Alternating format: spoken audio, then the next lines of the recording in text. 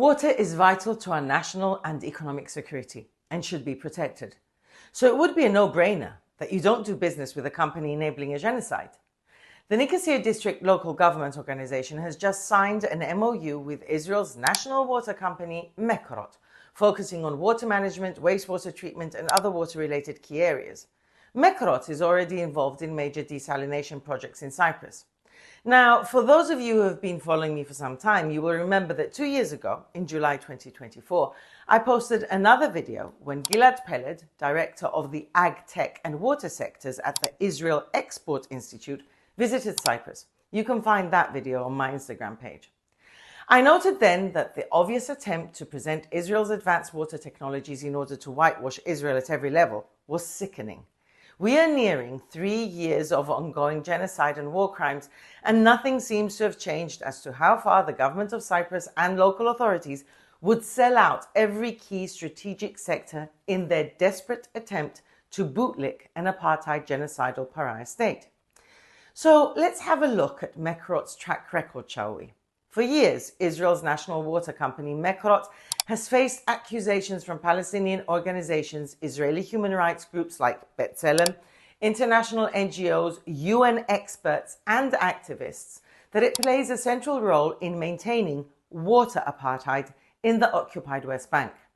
In her July 2025 report to the UN Human Rights Council, From Economy of Occupation to Economy of Genocide, UN Special Rapporteur Francesca Albanese identifies Mekorot as one of the corporate actors that has helped entrench Israel's control over Palestinian natural resources.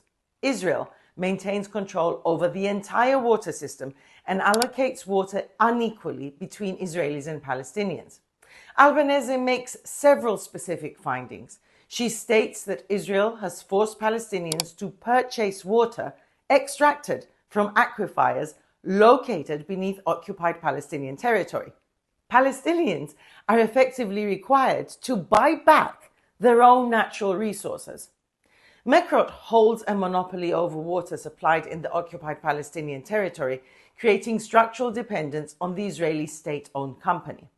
Palestinians pay inflated prices for water while receiving intermittent and unreliable supplies, despite the water originating from aquifers beneath Palestinian land.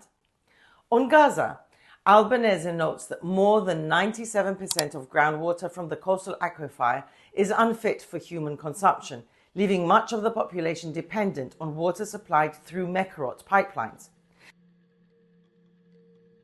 leaving areas such as Gaza City without running water 95% of the time. This action contributed to the transformation of water into a tool of genocide.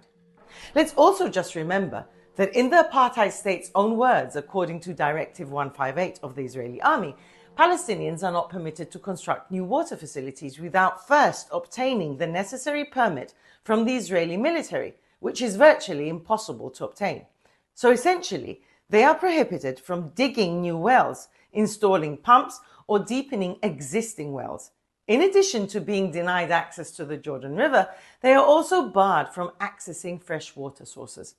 Israel even controls rainwater collection across the occupied West Bank, and rainwater collection tanks belonging to Palestinian communities are frequently destroyed by the Israeli military. The resulting inequality in access to water between Israelis and Palestinians is truly shocking. Water consumption by Israelis is at least 4 times that of Palestinians living in the occupied West Bank.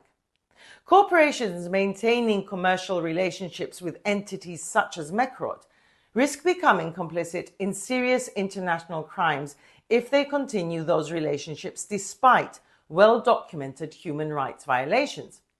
Francesca Albanese argues that companies cooperating with entities that are integral to Israel's occupation, including Mekorot, risk becoming part of what she describes as an economy of genocide.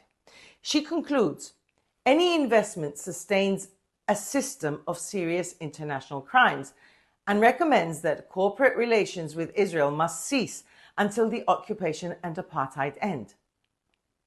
Well done to Constandinos Yorkadjis and the Nicosia District Local Government organization for sustaining a system of serious international crimes, standing on the wrong side of history, and enabling ethnic cleansing and genocide.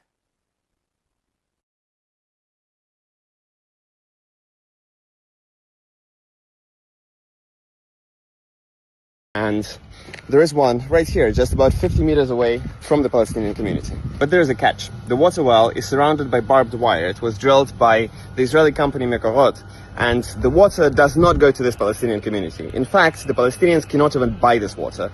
This water is taken out of the West Bank, to Jerusalem, to Tel Aviv, as well as to nearby settlements. This water well is one of hundreds built by Mekorot across the West Bank that take water out of the West Bank, that Palestinians are not allowed to access. And this is not just an economic thing. By depriving Palestinian communities of water, Mekorot and the Israeli state are hoping to force them to leave their lands.